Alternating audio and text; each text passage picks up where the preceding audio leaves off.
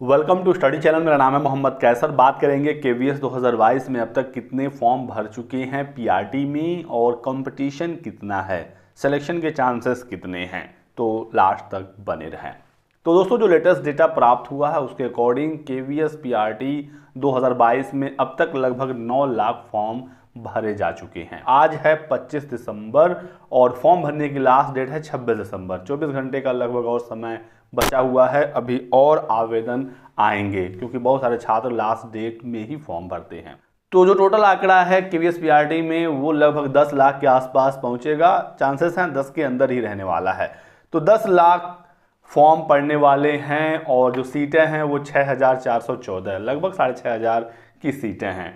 तो इस तरीके से आप देखेंगे तो आपको कंपटीशन तो काफ़ी ज़्यादा दिखेगा, लेकिन जो एक्चुअल कंपटीशन होता है दोस्तों वो टॉप के 10% छात्रों में ही होता है। बाकी 90% तो भीड़ में ही फॉर्म भरते हैं कि फॉर्म आया है, वैकेंसी आई है तो हमें अप्लाई करना ही है। पढ़ाई लिखाई से उनका कोई मतलब नहीं होता है। बहुत लोग देखा में फॉर्म भरते हैं कि वो भर रहा है मैं भी भर दूं, बीएड किया हुआ है तो जिम्मेदारी है हमारी फॉर्म भरने की, तो वो फॉर्म भरते ही भरते हैं। फिर भी अगर देखा जाए 6000 सीटों में 10 लाख फॉर्म पढ़ना, तो ये भी कंपटीशन बहुत ज़्यादा नहीं है यदि आप दूसरी वैकेंसी से तुलना करते हैं। रेलवे वगैरह में आप देख लीजिए करोड़ों फॉर्म पड़ते हैं, एसएससी में आप देख लीजिए, अन्य जगहों पर आप देख लीजिए, वहां पर भीड़ और ज़्यादा है। यदि आपको शिक्षक भर्तियों में भीड़ ज़्यादा लग रही है, इसका मतलब कि कॉन्फिडेंस लेवल आपका काफ़ी कम हो गया है, क्योंकि यहाँ पर सबसे कम भीड़ है प्रेजेंट कंडीशन में भी।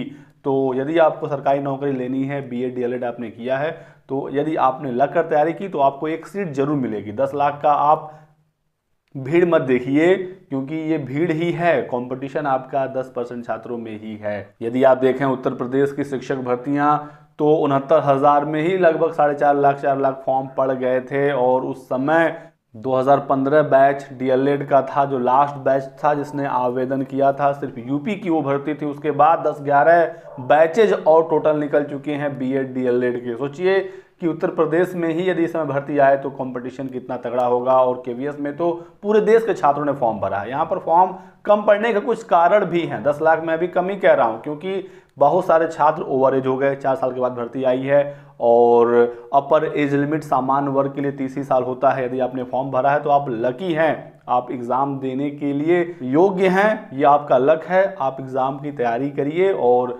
30 साल काफ़ी कम एज लिमिट रखी गई है इसमें। बाकी रिजर्व कैंडिडेट को छूट मिलती है, वो भी कुछ ज़्यादा नहीं है, और 30 के बाद वो छूट मिलती है। उत्तर प्रदेश में तो 40 साल है सामान्य वर्ग के लिए और फिर एज रिलैक्सेशन अलग से है। तो पहला और बड़ा कारण तो यही है कि केवीएस में फॉर्म कम पड़ते हैं।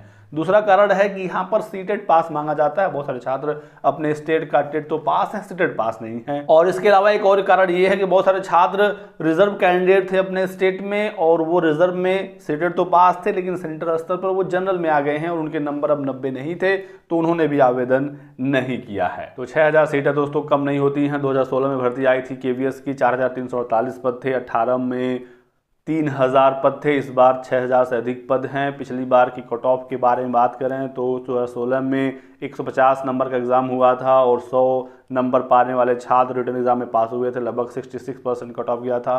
2018 में 95 कट ऑफ गया था। 150 में 63% के आसपास यहाँ पर कट ऑफ था। ये रिटर्न एग्ज़ाम की बात हो रही है, और फिर इंटरव्यू इसमें होता है, आपको पता ही है। इस बार 180 क्वेश्चन आएंगे। यदि आप 130 या इसके ऊपर लाते हैं तो पूरे चांसेस हैं कि आप इंटरव्यू में जरूर जाएंगे, और यदि आपका इंटरव्यू अच्छा होता है तो आप सेलेक्ट भी हो जाएंगे। और रिटन एग्जाम में यदि आपका स्कोर और अच्छा होता है तो आपका सिलेक्शन काफ़ी आसानी से हो जाएगा। अप्रैल में एग्ज़ाम होने के चांसेस हैं, बहुत ज़्यादा समय नहीं है, और केवीएस में बहुत ज़्यादा समय लगता भी नहीं है। 2023 में आप अपने विद्यालय में होंगे, ये मेरा दावा है। और यदि आपने लग कर 3-4 महीने पढ़ाई कर ली तो आप एक सरकारी शिक्षक बन जाएंगे, वो भी केवीएस में। एक रिप्यूटेटेड ये पद होता है, सैलरी वगैरह भी यहाँ पर काफ़ी अच्छी होती है, बहुत सारी सुविधाएं आपको मिलती हैं। बस इसमें एक डिसएडवांटेज ये है कि आप अपने घर पे या अपने गांव के या शहर के आसपास में नहीं दे सकते। बाकी इसमें बहुत सारे एडवांटेज होते हैं। और एक चीज़ मैं आपको और कहना चाहूँगा कि आप आँख बंद करके ऑनलाइन कोर्सेज की तरफ मत भागिए। इस समय कोर्सेज की बाढ़ आ गई है। पेड कोर्सेज के नाम पर बहुत सारे हजारों कोर्स आपको दिखाए जाएंगे। यदि आपको ऑनलाइन कोर्स लेना ही है तो सबसे पहले आप पता करिए कौन सा टीचर है, क्या बैकग्राउंड है, उनकी क्या अचीवमेंट है। ऐसे ही आंख बंद करके किसी का भी कोर्स उठाकर ना लें। और यदि आप सेल्फ स्टडी कर सकते हैं तो ये बेस्ट ऑप्शन है, क्योंकि बहुत ज़्यादा समय नहीं है कोचिंग वगैरह करने का।